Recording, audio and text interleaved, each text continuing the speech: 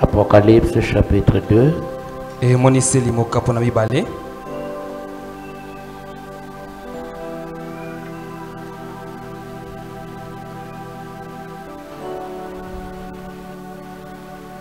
Écrit à l'ange de l'église de Pergame. Komela mwanji na lingomba na Pergame. Voici ce que dit celui qui a l'épée aiguë à deux tranchants. Tala oyelobi oyo simbi mopanga oepeli bangambo nyoso mibale. Je sais où tu demeures. Na yebi esika yo ufandi. Je sais que là il est le trône de Satan. Tu retiens mon nom et tu n'as pas renié ma foi. Même au jour d'Antipas, mon témoin fidèle, qui est mis à mort chez vous, là où Satan a sa demeure. Mais j'ai quelque chose contre toi, c'est que tu as là des gens attachés à la doctrine de Balaam, qui enseignait à Balak à mettre une pierre d'achoppement devant les fils d'Israël pour qu'ils mangeassent des viandes sacrifiées aux idoles et qu'ils se livrassent à l'impudicité. De même, toi aussi, tu as des gens attachés pareillement à la doctrine des Nicolaïtes. Repends-toi donc, sinon je viendrai à toi bientôt et je le combattrai avec l'épée de ma bouche. Que celui qui a des oreilles entende ce que l'Esprit dit aux églises. À celui qui vaincra, je donnerai de la manne cachée et je lui donnerai un caillou blanc. Sur ce caillou est écrit un nom nouveau que personne ne connaît si ce n'est celui qui le reçoit. Amen.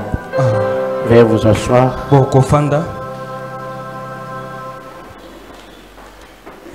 Mardoché, reviens encore avec ta chanson là.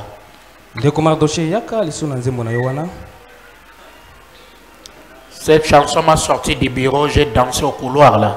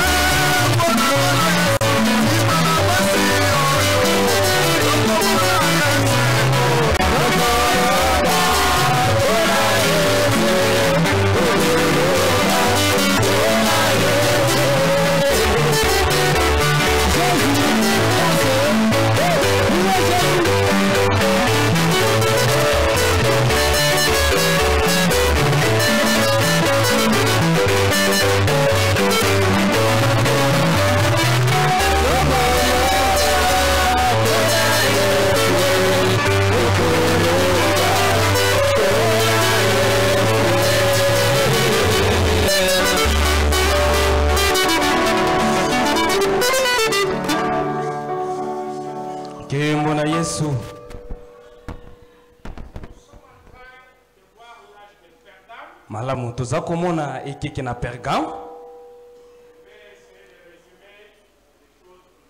Na komekana no kokutola makambo lelo. Certaines choses, vous les aurez en détail parce que c'est même enseignement, vous les donner de l'autre côté. Po ete boko na makambo boko zango na kolimbola mana yango, po ete ezaka makambo wapi na uza kopesa ngo pe na ngambo mosusu kuna na Lubumbashi.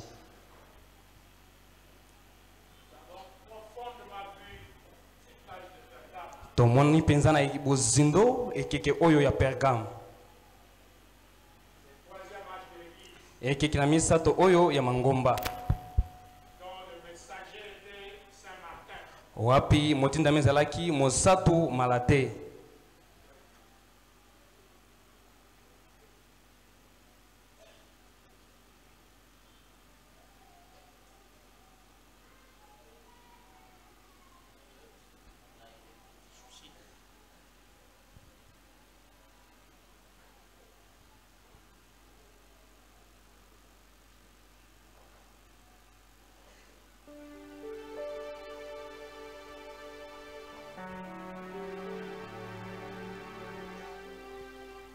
Nous avons vu beaucoup de choses. Nous sommes arrivés à voir comment Nimérode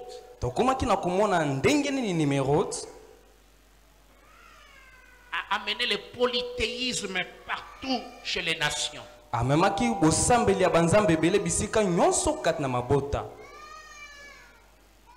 Et ce Nimérode représentait Satan Lucifer. Et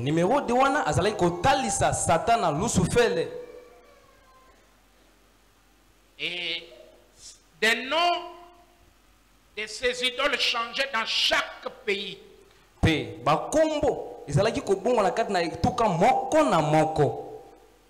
dans chaque ville.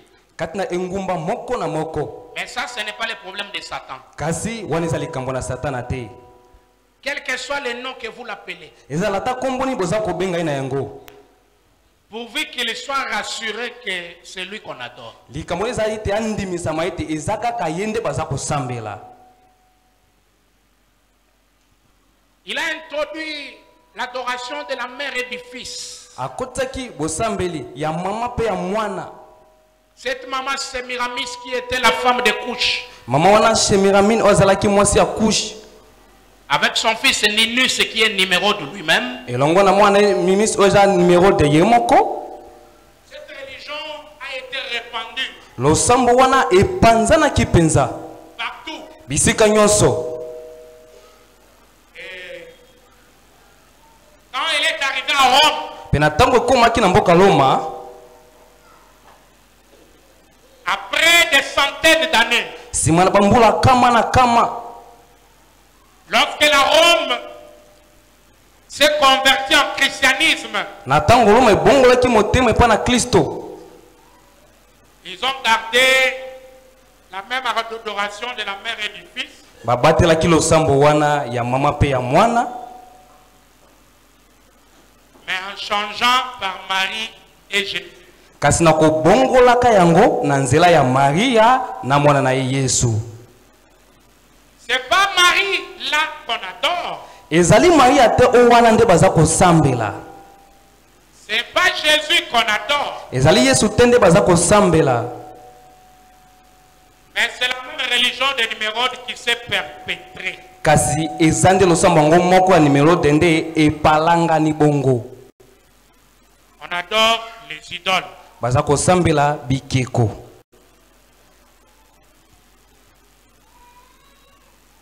Parce que Marie avait l'incarnation de Dieu en elle. Poete Marie azalaki penza na kufandisa manzambe kati na ye. On préfère l'adorer. Nde bato baza ko sepela ete basambela ye.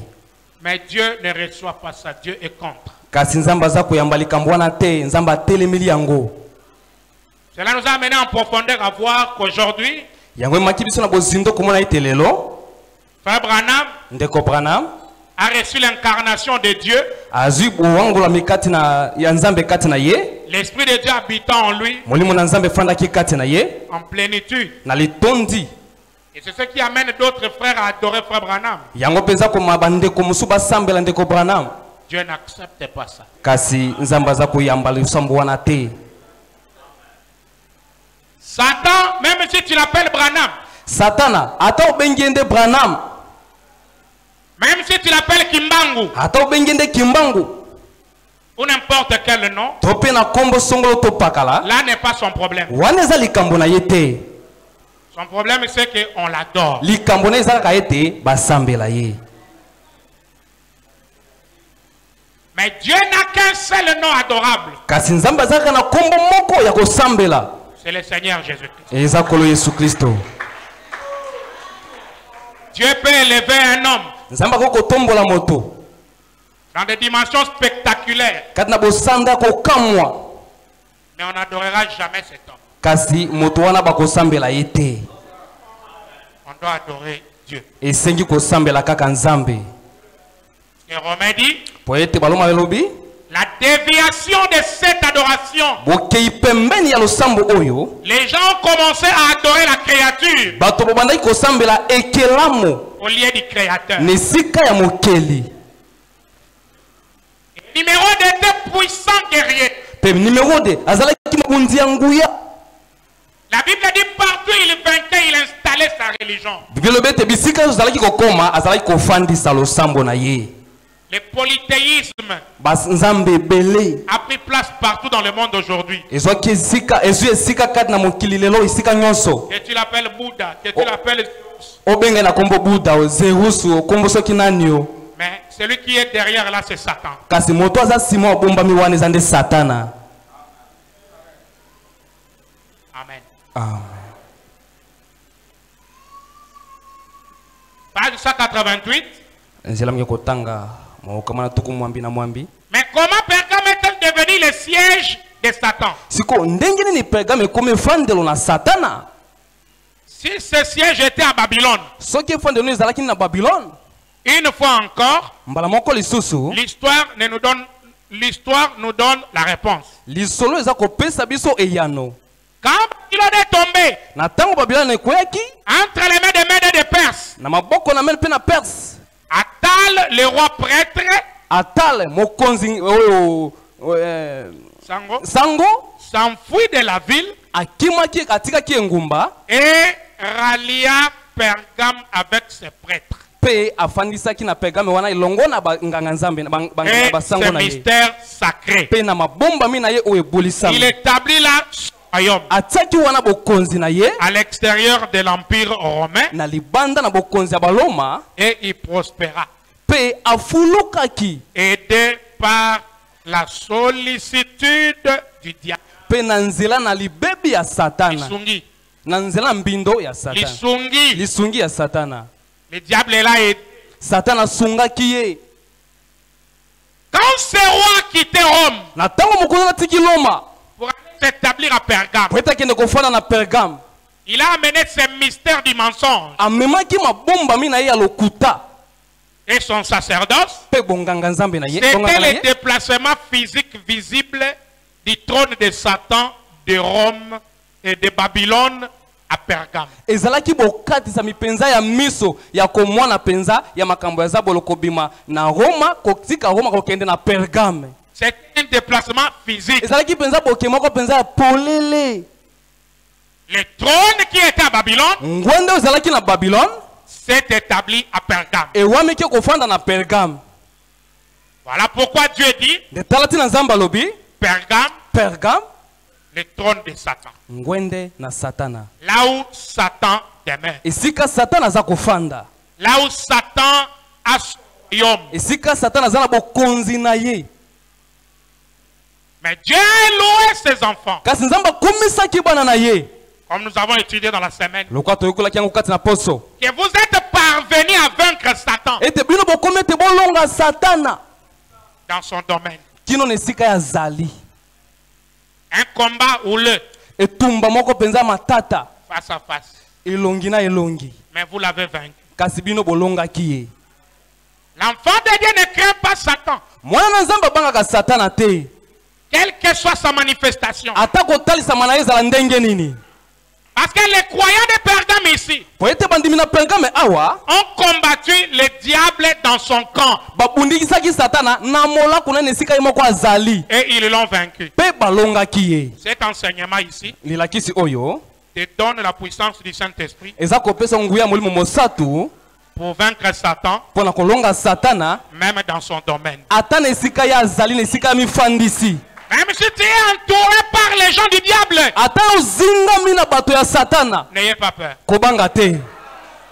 Parce que Jésus est le puissant vainqueur. po ete yesu aza molongi ya nguya. N'ayez pas peur des sorciers. kobanga bandoki te Même s'ils sont dans la famille, ata baza kati na libota tu ne les appartiens pas. oza ya bango te. Le sang de Jésus makila na yesu a fait de toi une personne différente. esali na yo moto moko ya kokesana.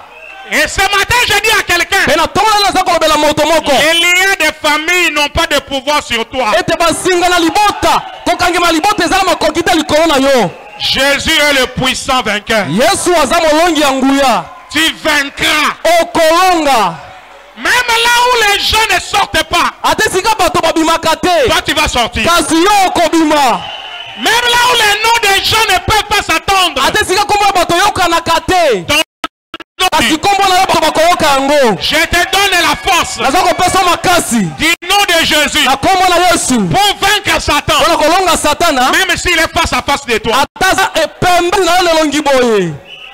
Pendant que je parle, wana naza koloba même si Satan est en toi sous forme de maladie, ata satana aza esika oyo ozali na lolongi ya bokono vainquez-le. longa ye.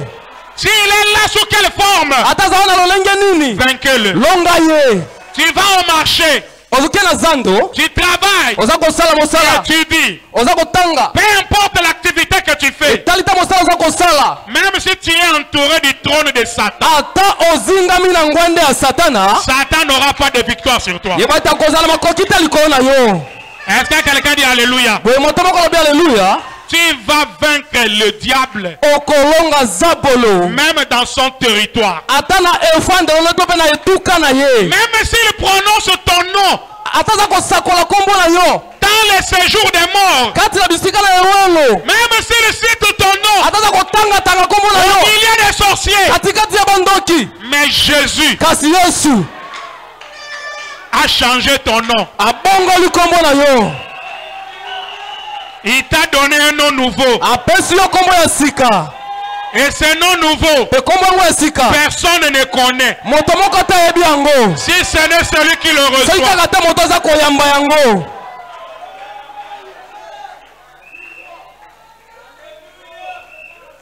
Aza koloka yo na kombo papa na mama bapesa yo. Kombo Yesu apesi yo ya yebi.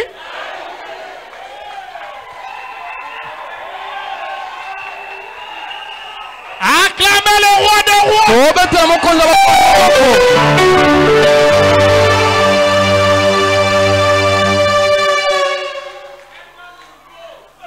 Yebisa ndeko ke oza na kombo ya sika o Yesu apesi. Kombo wana moto mosusu ayebi yango te. Kaka yo moko. Alors, bazwa kombo na yo, bakene nango na deuxième monde. Bazwa ngo baloba ngo na réunion bandoki. Baloba ngo basala ndenge kombo wana nde bango bayebi. Mais kombo na yo ya mystère. mabombami Oh Yesu apesi yo. Moto moko ayebi yango te.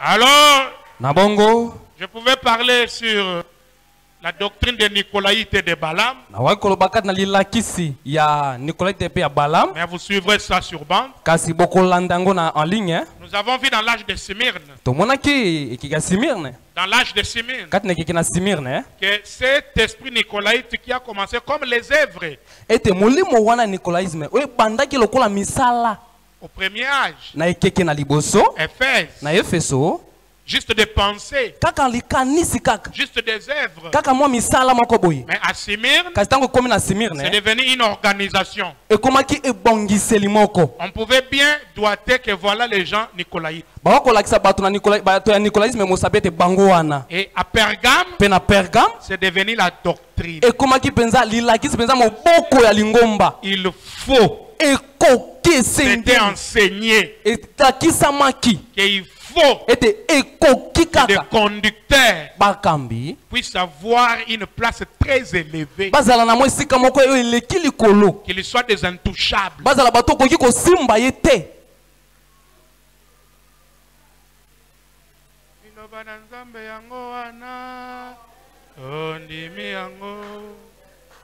Bolanda misala na ngai te, bolanda kaka nga nakolakisaka bino.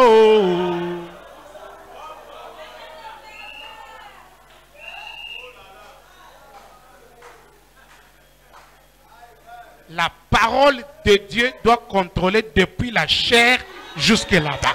liloba na nzambe esengi ete ekonzama kobanda awa na etumbelo kino na ekiti ya suka Tout le monde doit vivre la parole. moto nyonso esengi ete abika liloba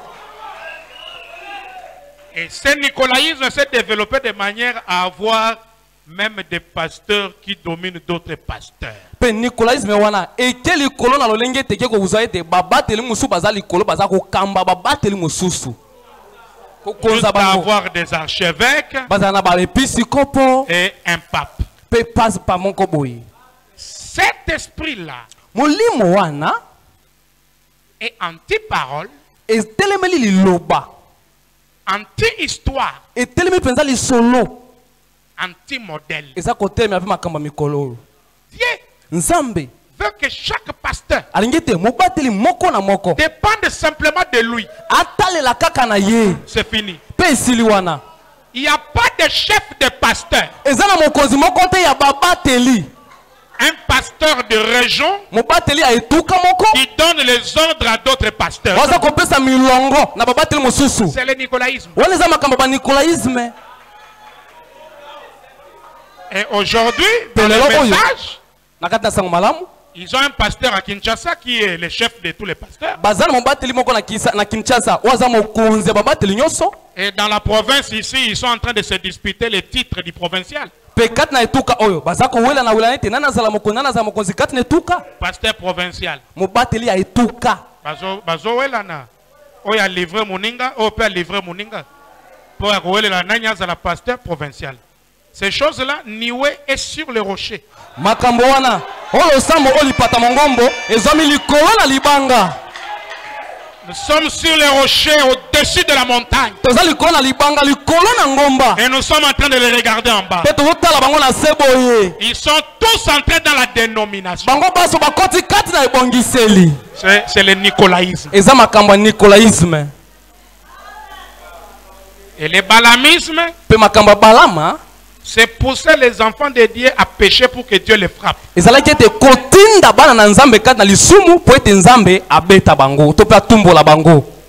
Parce que Satan sait que lui ne peut pas nous maudire. Nous sommes protégés. La seule manière, il doit nous amener à faire quelque chose de faux pour que Dieu lui-même nous frappe.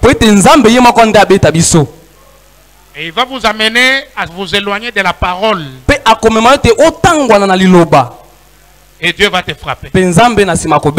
Parce que Dieu bénit Israël dans sa patrie. Si tu sors de la patrie, il n'y aura pas de bénédiction. Veillez sur la parole. Veillez sur la parole. Bon, je vais prendre maintenant la récompense.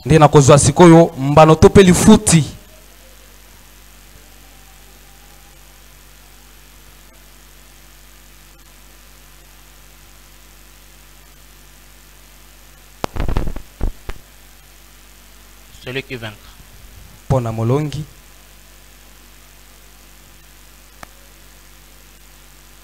Qui est ce vainqueur?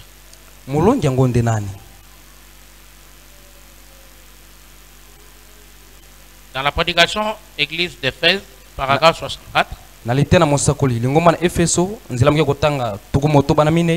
il dit la troisième église Pergame, c'est l'âge de la fausse doctrine. L'âge des mensonges de Satan, de l'établissement de l'autorité papale, du mariage de l'église avec l'État. C'est ça. Tu es déjà là, tu veux encore faire quoi? Quoi? Tu as donné la citation, tu as enlevé encore. Du mariage entre l'église et l'État. Leur récompense, c'était la manne cachée et un caillou blanc.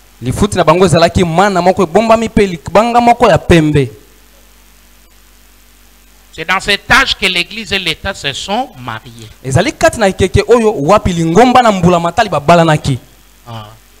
Le temps nous fait défaut, vous suivrez ça. Et dans les zodiaques, ça c'est l'âge des poissons croisés. C'est ici que l'empereur Constantin s'est rapproché de l'église pour résoudre un conflit doctrinal. Lui qui ne connaît rien. Il y avait les Jésus seul et les trinitaires qui ne s'attendaient pas, l'église était divisée. Et ils ont demandé l'aide de l'empereur pour les départager. Et c'est ce Constantin qui organisa le concile à Nicée. À l'an 325. Après Jésus-Christ. Et dans cette grande convention, l'erreur que l'Église a acceptée,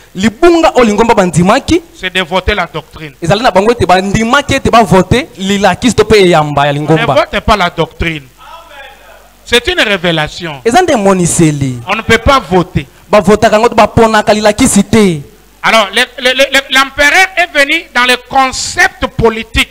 Munabongo mokonzi wana tango ayaki nde na libanzo moko ya mupelengano. Il dit combien veulent la Trinité et c'était la majorité. Atuna ki moto na bi banani balingi banzambe misato nde bato be batomboli Et combien veulent l'unicité, c'était peu de gens. Datuna banani balingi nzambe moko bato moke. L'empereur a frappé les marteaux à table et dit désormais. De mokonza beti penza kasaka na alobi banda lelo. Les marteaux sur table. Désormais. Ababi banda lelo. A beti marteau na mesa. Désormais. Banda lelo. C'est cette doctrine qui est vraie parce qu'il est suivi par la majorité. Et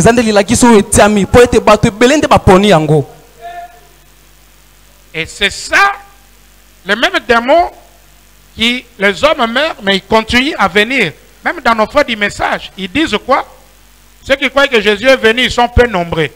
Ceux qui croient que Jésus n'est pas venu, ils sont beaucoup. C'est ça la vraie doctrine. C'est le concept du concile de Nicée. Donc, les hommes meurent, mais l'esprit.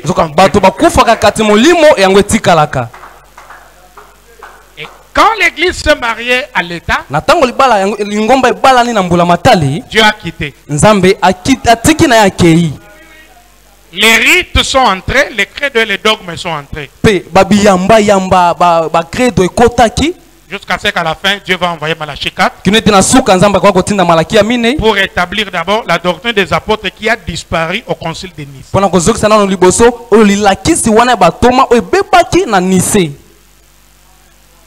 Amen. C'est là que l'État et l'Église se mariaient.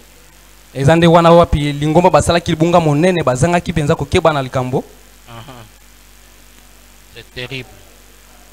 La récompense dans cet âge, c'est la manne cachée et les cailloux blancs. La récompense du vainqueur d'Éphèse, c'était encore quoi? L'arbre de vie. Et la récompense dans Smyrne, couronne de vie. Motole na bomoy et échapper à la seconde mort. La récompense du vainqueur dans cet âge, la manne cachée et un caillou blanc. Je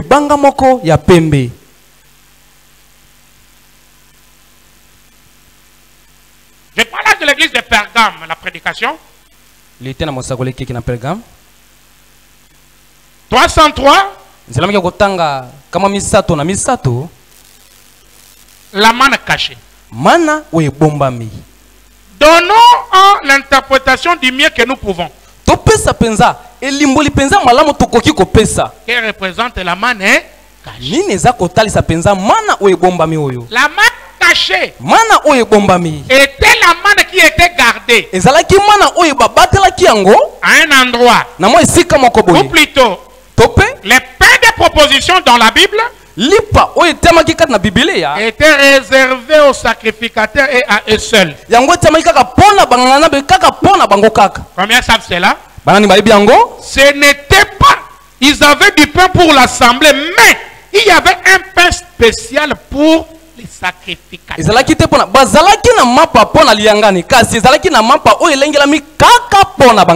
Cette manne cachée, c'est un pain spécial. Qui est notre manne? C'est Christ. Je vais te raconter l'histoire d'un guerrier. Son nom c'est David. Il n'est pas sacrificateur, mais un roi. Il vient de la guerre. Il a faim. Il demande à manger, il n'y en a pas. Mais on lui dit, il y a seulement la manne cachée. Or, la manne cachée, les pains de proposition, c'était uniquement pour une certaine race. Ce n'était pas pour toute l'assemblée. Juste des sacrificateurs pouvaient manger ça. Est-ce que David va mourir de faim? Oui. David a kufa na nzala. Parce que la bénédiction qui est là, c'est pour quelqu'un d'autre. Po ete lipambole za neza pona moto mosusu. David dit, je vais manger. David abi ngana kolia. Il a mangé 7 mannes. Aliaki mana wana. Au lieu que Dieu le frappe, Nesika tenzamba beta ye. mais Dieu l'a béni. Kasi nzamba pamboli ye. Je parle à quelqu'un qui me regarde ce matin. Naza kosola na moto moko za kotala nga na tongo na lelo. Je lui dis ceci. Nazo lobela ye boye. Même si ce n'est pas ta bénédiction. Ata lipambole wana eza ya yo te. Même si elle est destinée à quelqu'un d'autre. Ata soki elengelamaki nde pona moto mosusu. Mais Dieu ce matin Kasi nzambe na tongo na lelo t'autorise aza kopesa ndingisa de manger ça. ete olia yango. Je vais dire à quelqu'un, Na kolobela moto moko. même si ton jour de bénédiction n'était pas encore venu, Ata soki mokolo lipambole yango eyaki nano te. et qu'aujourd'hui c'était pour quelqu'un d'autre, Pe lelo ezalaki nde pona moto mosusu. mais tu peux être béni. Kasi okoki kopambolama. Dieu nous donne même ce qui ne nous appartient pas. Nzambe apesaka biso biloko ata ezalaki ya biso te. Quand Dieu donne aux enfants d'Israël Canaan, Na ntango nzambe aza kopesa bana Israele Kanana, ce pays était occupé par les autochtones. ekolo wana efanyamelaki na bato mosusu boye bakolo mboka. Mais Dieu a dit, je vous donne ça. Kasi nzambe abi na kopesa bino yango. Je vous donne ça. Napesi bino yango. Allez chasser les gens qui sont là. Bokende kobengana bato baza wana. Que ta prière ce matin, Me liponde na tongo na lelo. ta prière Lipondeli na yo. ce matin, Tongo na lelo. puisse chasser Ebengana. les gens qui obtiennent ce que toi tu veux. Bato bafandeli eloko oyo olingi yango. Ce que tu veux ce matin, Oyo olingi na tongo na et lelo. Dieu te le donne. Nzambe apesa yango. Dans le nom de Jésus, Na kombo na Yesu. même si cela appartient à quelqu'un, Azalaki nde moto mosusu. que Dieu te le donne. Nzambe apesa yango. Je vais dire Nangi koloba. que Jésus te voie ce matin Ete Yesu amona na tongo na lelo. et que sa bénédiction te localise. Pe lipamboli na yo kuta yo siko ezali. Est-ce que quelqu'un a reçu ça? Boye moto moko ayambi yango. Tu es le David de ce matin. Ezali Dawidi ya tongo na lelo. Tu vas manger même le pain qui ne t'appartenait Okolia pas. ata lipo ezalaki ya yo te. Est-ce que quelqu'un dit Alléluia? Boye moto moko lobi alleluya. Est-ce que quelqu'un dit merci Seigneur? Moto moko lobi batondi kolo. Et il s'agit de toutes les bénédictions. Pe ezali likambo ya mapamboli nyonso. Si c'est l'argent que tu reçois, Soki eza misolo yamba yango. si c'est le travail Soki recevez, eza mosala zwa yango. si c'est le mariage Soki eza libala recevez, zwa yango. même si c'est la santé, Ata soki eza bokolongono ya nzoto. que la maladie te quitte, Ete bokono etika yo. que tu sors ici, Obima awa. tu cherches où était la maladie. Oluka esika mpasi ezalaki ozomona te. Je parle à quelqu'un Nazolobela moto moko. qui doit être connecté par Dieu ce matin. Esiki takutana na nzambe na tongo na lelo. Oh là là. Oh là là.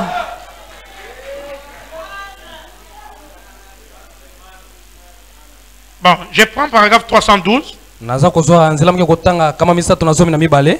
pour rentrer en profondeur. Pona kokota kati na bozindo. La manne cachée. Mana oye bombami. Cette manne était cachée. Mana wana ebomba maki. Il n'était pas visible Ezalaki ya komona boete. dans les saints de saints. Kati nesika mosatu ya basatu. Là où il y a la gloire Esika kembo ezali. de la Shekinah. Kembo ya Shekina. Or, il était dit quand la manne tombe que ça ne dorme pas. Nzokande lobamaki ete tango mana ekoi elala te. Si ça dort, ça pourrit. Soki elali ekopola. Mais la quantité qui était mise dans la Shekinah Kasi oyo mwana oyo bombamaki kati na esika ya kembo na Shekina. ne pourrissait jamais. Ezalaki kopola te. Elle était toujours nouvelle. Ezalaki kaka ya sika, ya sika, ya sika. Parce que la gloire de la Shekinah Po ete kembo na Shekina a gardé cette manne comme le premier jour. ebatelaki mwana wana lokola kaka mokolo ya liboso. C'est là que vient l'aspect de la manne cachée. Nde wana nde sika mana ebombami nde lolenge na ngoza kuuta wana. Dans la gloire de Dieu. Kati na kembo ya Nzambe. Est-ce que vous savez qu'un jour le sacrificateur a oublié sa canne là-bas? Boye boyebi ete mokolo moko nganga Nzambe abosanaki lingenda na ye kuna. Mais c'était une canne sec. Ezalaki lingenda moko yazala kokauka. Il a oublié. Abosanaki yango. Et comme la loi c'était de revenir seulement une année après.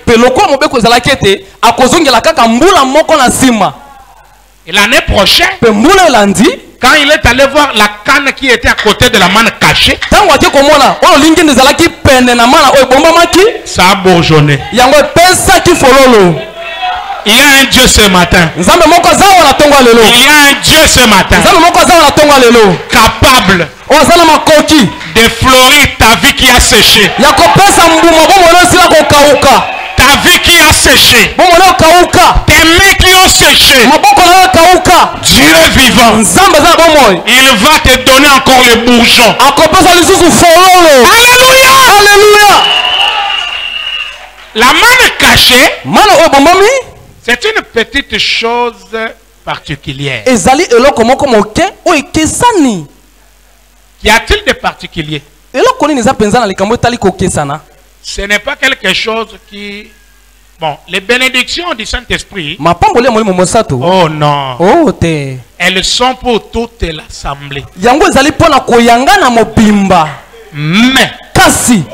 la manne cachée était une révélation spéciale.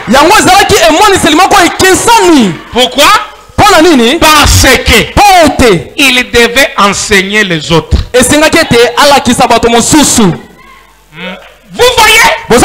C'était une connaissance un peu plus grande de l'écriture afin qu'il puisse enseigner les autres. C'est ce qu'il est censé faire. Est-ce vrai? Votre vie ne peut pas être plus élevée que celle de votre pasteur. Si ta vie dépasse le pasteur, quittez cette église. Si tu connais la parole plus que ton pasteur, quittez.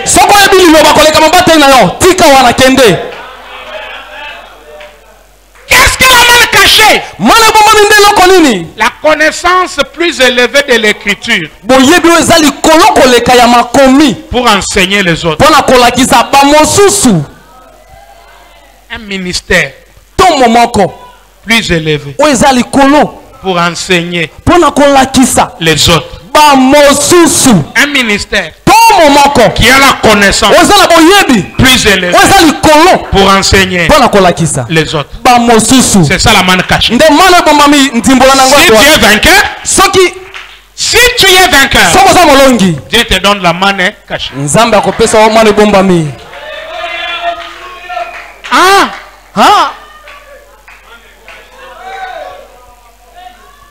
C'est une récompense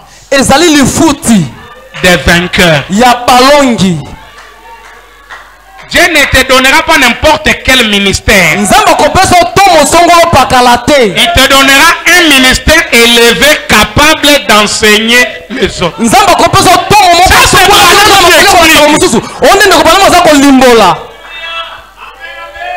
Il y a des ministères, mais un Dieu lui donne toujours la connaissance plus élevée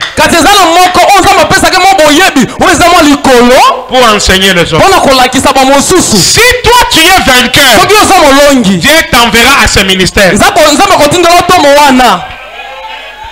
Demande-lui s'il a compris. Caché bien.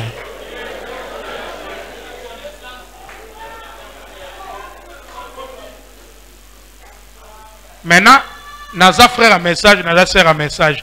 Est-ce que vous êtes vainqueur? Si vous êtes vainqueur, nous allons à n'importe quel ministère. Nous allons un ministère où ils ont une connaissance élevée, où ils sont capables de enseigner Bamosusu. Si vous êtes est-ce que vous êtes vainqueur? Si vous êtes vainqueur, pasteur na yo nani? Nani enseigne kayo? Est-ce qu'il y a un man caché?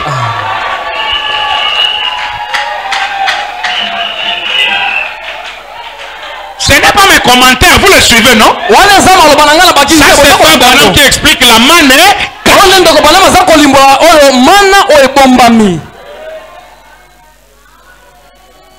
N'importe qui ne peut pas être croyant de la manne cachée. moto soki songolo soki pakala koki te kozala mondimi ya mana oyo ebombami. C'est la prédestination. Wale zali kama kolengela maliboso. Il faut être un vainqueur. Esengi ozala molongi. Souvenez-vous de cela. Bomi kundela na yango. Voyez? Boza komona. Parce qu'il est le berger Pointe azali mokengeli tope mokambi bapate. qui vous nourrit. Waza koleisa bino. S'il est le berger, Sokaza mokengeli pate. il doit savoir où se trouve la manne Esengi ayeba isika mana ezali. afin de nourrir les brebis. Natina ete aleisa bapate. Et c'est vrai, Boeza solo. c'est un petit peu particulier. Ezali mo liboto moko eza ya libanda. Observez ceci juste un instant. Bokanga likambo mo tango moke. La révélation, Emoniseli. la manne cachée. Mana oyo ebombami. Notre manne cachée, c'est William Branham. Mana na biso oyo ebombami eza William Branham. C'est lui la haute connaissance pour enseigner, Yende oyebi monene ya likolo po ete alakisa. pour nous enseigner. Pona kolakisa biso. Comme nous sommes vainqueurs, Loko toza balongi. Dieu nous a envoyé frère Branham. Zamba tindeli biso frère Branham. Ayebi Bible koleka pape.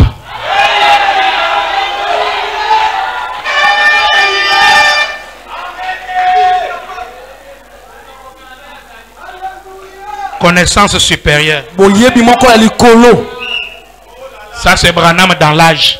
Wana Branham katina ezali Branham katina keke. Mais dans l'assemblée, Kasi katina losambo ya mboka. Branham nous dit c'est les bergers. Ndoko Branham bete eza bakengeli pate babateli. Un berger pas comme les autres. Mobateli moko lokwa ba mususu te. Un berger Mobateli avec quelque chose d'un peu particulier, elongo leloko moko ya kokesanana. de spécial. Oyo eleki. Sa révélation, Emoniseli na ye. c'est une grande connaissance Eza boyebi moko monene. capable Ozala makoki. d'enseigner les Ya autres. kolakisa baninga na ye mususu. Et quand tu es enseigné par un homme comme ça, tu es comme prédicateur. Tango olakisa bina moto ndenge wana. Oza lokola motei. Tu peux faire asseoir des pasteurs et les enseigner. Okoki kofandisa babateli mpo ya koteya bango boye. C'est comme ça que tous les frères qui voyagent partout là, ils sont des pasteurs. Ndango tina ete bandeko na nyonso bakenda mobembo wana baza lokola batei. Partout là, on les appelle des pasteurs. Sika nyonso babenga bango babateli. Parce qu'il y a une connaissance un peu Po spéciale. ete eza na boyebi moko ekesani mpenza.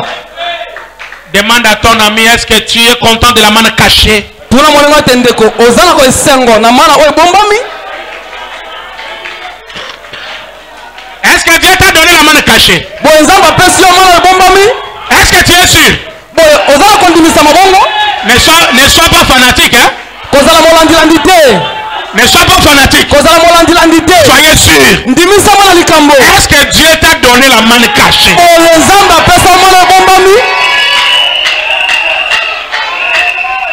Je suis fier Naza na lipambo. d'être nourri par la manne cachée. Ya koleisama na mana oyo ebombami. Une connaissance un peu élevée, Oyebi moko mo eza likolo. capable d'enseigner les autres. Oyo aza na makoki ya kolakisa baninga na ye Ce n'est mosusu. pas le forcing, Eza makambo makupusa na makasi te. mais c'est naturel. Eza kobotama. Tout simplement naturel. Kaka kobotama. Dieu a fait les choses comme ça, Nzambe asala makambo bongo. par son vouloir. Na makoki na ye moko. Mungu ndani ya makusudi yake ye peke. Nzambe kati na kona ye moko. Je peux passer la manne cachée, c'est clair, non? Nakoki koleka mana ebombami eza polele. Prenons le caillou blanc. Tozwi sasa ipi libanga ya pembe. Au vainqueur, on lui donne la manne cachée, c'est-à-dire un bon pasteur qui a la vraie nourriture. Un pasteur qui a la nourriture rare. Un pasteur qui a des choses rares. Pona molongi balobi ete bazopesa ye mana ebombami. Mana ebombami eza mobateli moko. Oyo na bilai oza komona na te. Spécial. Oyo ekesani. Quand Dieu te voit vainqueur, Ntango oza mamona toza molongi. il va te faire quitter ici, là, ici, Akoza là, kotika awa. ici, là, Abimisi awa. jusqu'à ce Kino ete. qu'il puisse te connecter à ce ministère. Kutanisa na tomo wana mana ebombami. Qui peut dire Alléluia? Ala ko haleluya. Qui peut dire merci Seigneur? Ala matondi ko. Maintenant, De sasa ipi. quand il te donne la manne cachée, Na tango bapesa mana ebombami. il te donne aussi un caillou blanc. Akopesa pe libanga moko ya pembe. d'abord c'est quoi? Libanga nano, libanga zeloko nini? Junior Jackson avait un songe. Alota kindoto. Il a vu qu'ils étaient autour d'une montagne.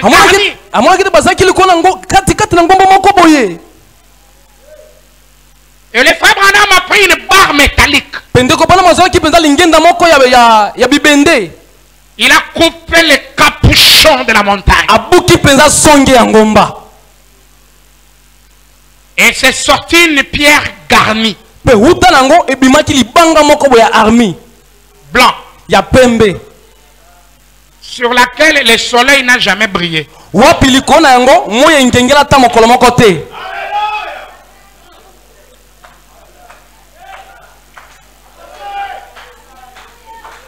Et tout le monde voulait savoir c'est quoi ces cailloux blancs sur lesquels le soleil n'a jamais frappé.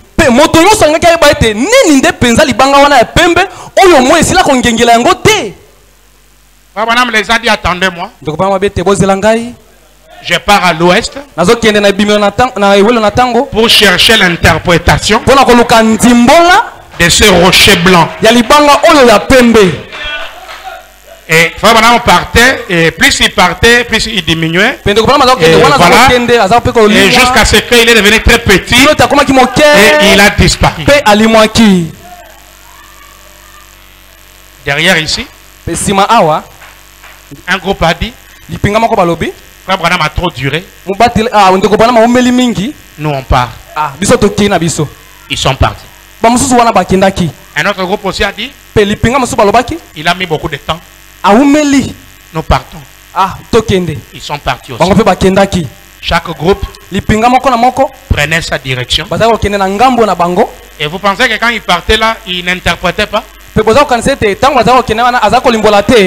Ils étaient en train d'interpréter parce que ils ont attendu l'interprète divin. Il n'est pas revenu. Quand celui-là part, il dit quoi? Bon, Frère Branham était parti, il n'est pas revenu, mais moi je pense que ça peut être ça. Mais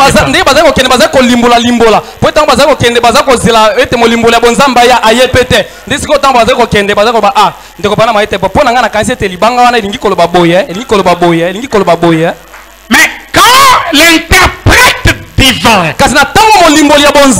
est revenu, il a trouvé un petit groupe qui est resté en expectative. Et je pense que c'était toi.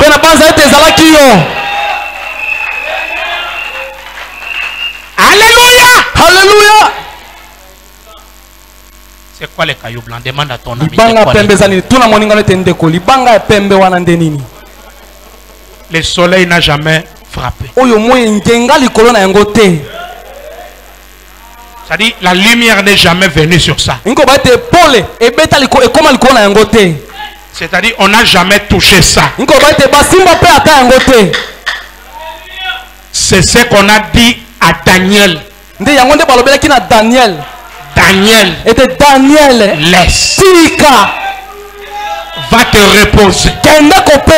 Mais en ce jour-là, au temps de la fin, ceux qui écouteront ça seront lavés, seront épurés. La connaissance augmente. Et ceux qui connaîtront leur Dieu feront des exploits. C'est ce qu'on a dit à Jean. Ne le crie pas. Le caillou blanc, c'est que quelqu'un n'a jamais touché. Les 7 tonnerres. Les 7 tonnerres. Les cailloux. Souviens-toi que quand Moïse a voulu voir Dieu, Dieu lui a exigé: cherche un rocher. Si tu montes sur le rocher, tu me verras quand je vais passer. Et demande à ton ami: est-ce que tu es sur le rocher?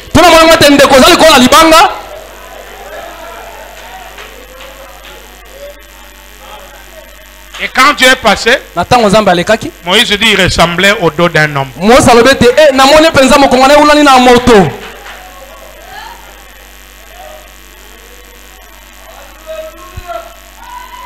Il a dit à Pierre, sur cette pierre, je bâtirai mon église. Alobelaki Petro ete likolo na libanga oyo na kotonga lingomba na ngai. Et David, pour tuer Goliath, il fallait un caillou qu'il a ramassé près d'une source. Pe David liboso na Goliath po ete abunda na ye esengaki libanga oyo alokotaki yango likolo na moluka. Place bamelaka mai. Nde azwi libanga na ye kuna.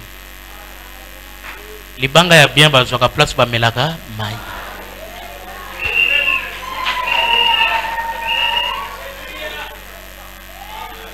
Est-ce que tu es près de la source? Boye oza pene na etima ya mai. Parce que il y a la promesse du caillou. Po ete ezana elaka ya libanga. Le caillou tuera Goliath. Libanga ekoboma Goliata. Le caillou bâtira l'église. Libanga ekotonga lingomba. Le caillou te permettra de voir Dieu. Libanga ekopesa nzela ete omona nzambe.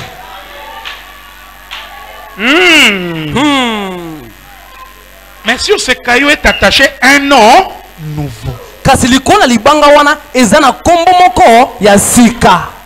Ah, j'aime ça. Oh, nalingi yango penza mingi. Ce matin, à cause du caillou, le Goliath de ta vie va tomber. Na tongo la lelo. Na tina ya libanga ba Goliath bomo na yo bango bakokweya. Aujourd'hui, c'est aujourd'hui. Lelo eza lelo. Il y aura la différence entre celui qui sert Dieu et celui qui ne le sert pas. L'on connaîtra la différence qu'il y a entre Jésus et le démon.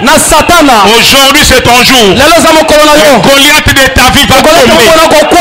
Tu ne sortiras pas ici comme tu es venu. Pendant que je parle, l'onction suprême est en train de venir sur vous pour chasser les démons, pour vous apporter la délivrance totale. Soyez prêts. Aujourd'hui, tu seras établi.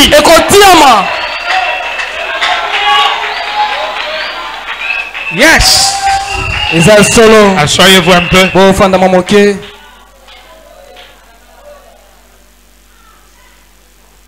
Bon, je vais terminer.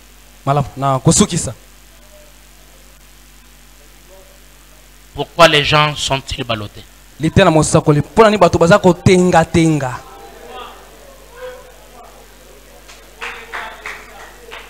Pourquoi? Ils n'ont pas les cailloux blancs.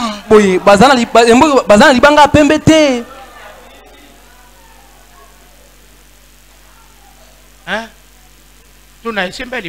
Pourquoi les gens sont-ils ballottés?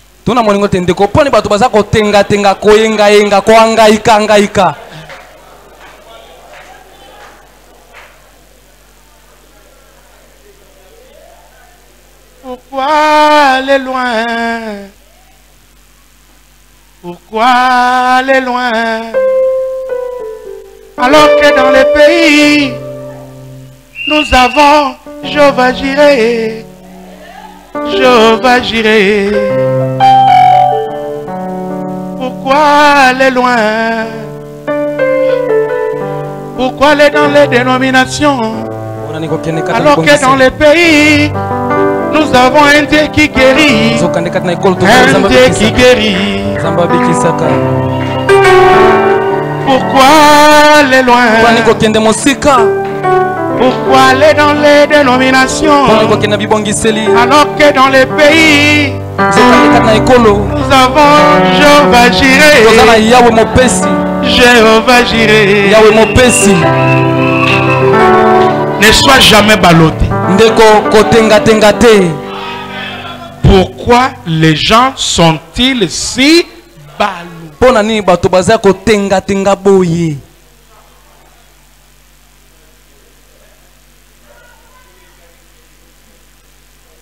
Paragraphe 86. La Bible a dit à celui qui vaincra, je donnerai un caillou blanc. Nakopesa libanga moko ya pembe. Et un nom nouveau Pe kombo moko ya sika. que personne ne connaît. Oyo moto moko te ayebi yango. Si ce n'est Soki celui, soki kaka tende celui kaka. qui Moto oyo azako le yamba. reçoit. Moto oyo azako yamba yango. La Bible a dit Biblia elobi boye. à celui qui vaincra. Po na molongi. Peu importe ce que les gens disent. Etalite oyo bato bazako loba loba. 27. Ah. Ranam. Ah, ndeko Branham. Nanya yebi kote ya lokola yo. Molakisi nini oyo. Peu importe ce que les gens disent. Etalite oyo bato bazako loba. Vous savez vous-même. Yo moko oyebi. Tika balobi basala nini? Tika batongi basala nini?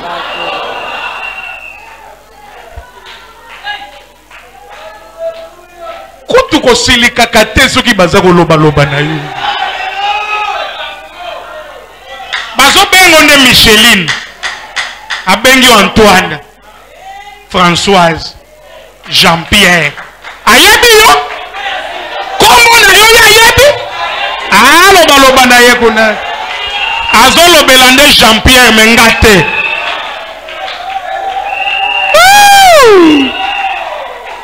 Peu importe ce que les gens disent. Etalite oyo bato bakoki koloba loba. Vous savez vous-même. Yo moko oyebi. Lorsque vous avez été amené derrière le voile intérieur, Na tango mama kisima na litambala oya kati. personne Moto moko te. ne pourra vous en dissuader. Akokaki kopengwisa yo. Ce n'est pas parce que vous êtes joint à l'église. Eza po ete yo kangami na losambo te. Mais Kasi quelque chose vous le dit. eloko moko eza kolobela yo. Vous avez un caillou où? Oza na libanga Dans le cœur. kati na motema. Pas un caillou dur. Libanga moko makasi te. Un caillou tendre. Libanga moko ya pete pete. Ce caillou Libanga yango rend votre cœur tendre eza kokomisa motema no pete. au lieu de dur. Na esika te ezala makasi. Le caillou dans le Libanga cœur. kati na motema. Il nous a dit c'est la révélation. Alobi biso te eza emoniseli. La révélation est personnelle. Emoniseli ezalaka moto na moto. Même comme vous êtes là, Ata lokola boza wana. chacun écoute de sa façon. Lokola moko oza koyoka na bolenge na ye. Lorsque Christ t'a amené derrière dans le voile, Na ntango Kristo amemi yo mpenza nsima na litambala ya kati. tu as passé le parvis extérieur. Oleki eteni ya libanda. Justification. Kolongisama. Tu as passé le parvis intérieur. Eteni ya katikati. Sanctification. Okulisama. Et il te fait entrer dans les saints des saints. Koti yo kati na esika basatu na basatu. Le baptême du Saint-Esprit. Batisa molimo mosatu. Dis à ton ami, c'est la nouvelle naissance. Yesa moningo ete wana eza mbotama na sika. C'est le mystère de la nouvelle naissance. Wana eza libombami ya mbotama na sika. Sekele ya motema, ya motema. Sekele ya motema, yanga na nzambe nanga. Quand Dieu te parle, c'est à toi. Na ntango nzambe aza kolobela yo eza nde ya yo moko. Soki nzambe asololi na yo voisin koyoka te.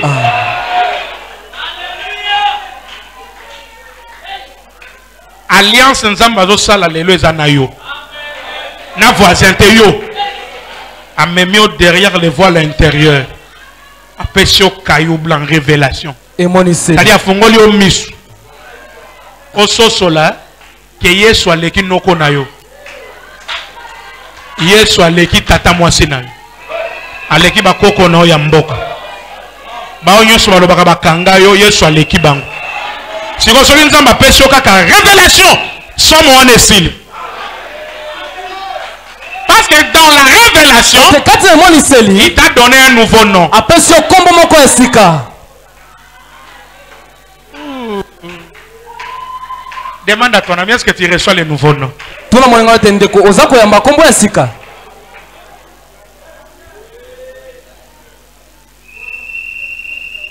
Nazolo baboye. Révélation à Lilobo Yesu apesio lelo. Oyo yoki. Comme on avait changé.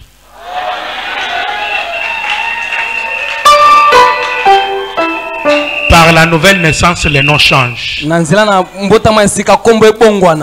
Les noms changent. Et aucun démon ne connaît ce nom.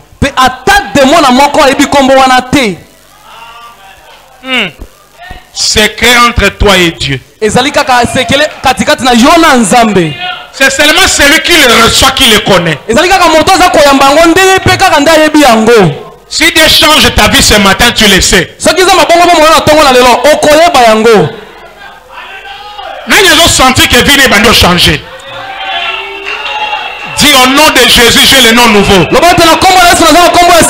au nom de Jésus, l'ancien nom est parti. Est-ce que quelqu'un a chassé l'ancien nom?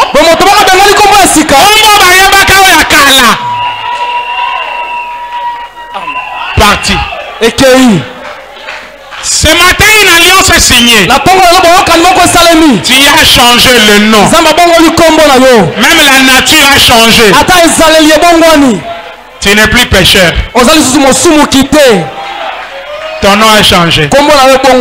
Tu n'es plus stérile. Tu n'es plus pauvre. Tu n'es plus un païen. Bandoki to sangania wapo to bundisa Jean 0. Pamba. Bino bokangami na Jean azakasu Jean te. Azana kombo moko mystère. Tuna moningo zoka makambo yo. Bakozwa yo lisusu ata mokolo moko te. Parce que na tongo ya lelo Yesu akotisi na mystère. Il y a non nouveau. Il y a combo ya sika. Non nouveau eza ya nzambe te. Bazolo ba non nouveau ya yo. Qui peut dire alléluia? Alléluia. Si tu es entré à l'église malade, ton nom a changé. Amen. Amen. Si tu es venu ici dans un état difficile, ton nom a changé. Que Dieu vous bénisse.